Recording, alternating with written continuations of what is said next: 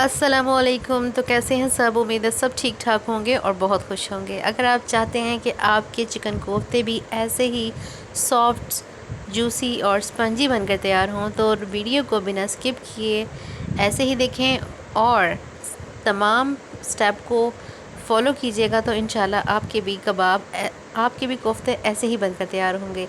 तो जनाब ले लेंगे एक बाउल और या तो आप डायरेक्ट चॉपर में ही आप सारी चीज़ें डाल लें। मैंने चिकन ले लिया है, तकरीबन हाफ़ केजी के करीब चिकन है और बोनलेस है। मैंने यहाँ पर एक बड़े साइज़ का प्याज जो है वो कट करके डाल दिया है। सारी चीज़ों को चॉप ही करना है तो इसलिए मैंने रफली सबको कट करके ऐसे डाल दिया। हरा धनिया डाल दिया है, पुदीना ऐड कर दिया है। ये दोनों चीज़ें बहुत फ्रेश हैं। उसके बाद मैंने ऐड किया यहाँ पर लहसुन अदरक का पेस्ट, तकरीबन 2 टेबलस्पून के करीब। अब यहाँ पर एक मैजिकल जो इंग्रेडिएंट है वो है दही। यहाँ पर मैं तकरीबन हाफ़ प्याले के करीब 5 to 6 टेबलस्पून मैं यहाँ पर दही ऐड कर रही हूँ। दही हम इसलिए ऐड कर रहे हैं, इससे बहुत ही सॉफ्ट, बहुत ही जूसी हमारे कोफ्ते बनकर रेडी होंगे। यहाँ पर मैं तकरीबन 3 से 4 हरी मिर्चें कट करके मैंने डाल दी हैं। अब आ जाते हैं स्पाइसेस की तरफ। सबसे पहले मैंने नमक ऐड किया है 2 टेबलस्पून, या जितना आप नमक खाना पसंद करते हैं आप ऐड कर लीजिएगा। यहाँ पर खुश्क धनिया पाउडर क्रश फॉर्म में मैंने ऐड कर दिया है। इसके साथ मैं यहाँ पर काली मिर्चों का पाउडर ऐड कर रही हूँ, यहाँ पर तकरीबन 1 टेबलस्पून, और साथ ही मैं यहाँ पर गरम मसाला पाउडर ऐड कर दिया तकरीबन 1.5 टेबलस्पून। साथ ही मैं थोड़ी सी रेड चिली पाउडर, लाल मिर्चों का पाउडर ऐड कर दिया है। अब यहाँ पर मेरे पास हैं चने जो कि छिलके जिनके मैंने उतार लिए थे, और यहाँ पर मैंने ले लिए खसखस, पॉपी सीड। ये इजीली आपको अवेलेबल होते हैं, कहीं से भी आप परचेज़ कर सकते हैं। अब इन दोनों को मैंने क्या करना है, साथ मैंने इन दोनों को ग्राइंड करना है, एक अच्छा सा पाउडर बना लेंगे। पाउडर हमने बनाना है अपने कोफ्तों को बाइंडिंग के लिए, ताकि हमारे कोफ्ते जो हैं वो टूटेंगे नहीं।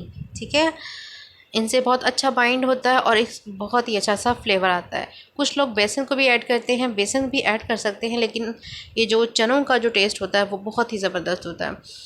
नेक्स्ट यहाँ पर जाएंगे 2 अदद अंडे। एक अंडा मैंने डाल दिया है, दूसरा अंडा ये मैं डाल रही हूँ। और अंडे को चेक करके हमेशा डाला करें, क्योंकि बाज़ दफ़ा अंडे जो हैं वो ख़राब भी होते हैं। तो जनाब अब हमने क्या करना है, इसको अब हमने मिक्स करना है। अगर तो आप डायरेक्ट चॉपर में ये चीज़ें डाल रहे हैं तो आपको ये सब कुछ करने की बिल्कुल भी ज़रूरत नहीं है। मैंने आपको दिखाने के लिए एक बाउल में सारी चीज़ें डाली हैं और उनको मैं मिक्स कर रही हूँ। चाहे आप हाथों से कर लें, चाहे आप फोक ले लें, कुछ भी ले लें, बस आपने इसको हल्का सा बस मिक्स करना है, ऊपर नीचे करना है और चॉपर में डालकर इसको अच्छा सा चॉप कर लेना है। ठीक है, मिक्सर रेडी हो जाएगा और मज़ीद कोई भी चीज़ हम ऐड नहीं करेंगे। ये जो दही मैंने ऐड की है ये बहुत ही ज़बरदस्त टेस्ट बनता है और कोफ्ते आपके इंतहा के टेस्टी, बहुत ही जूसी, बहुत ही सॉफ्ट बनते हैं। ट्राई करके ज़रूर देखिएगा।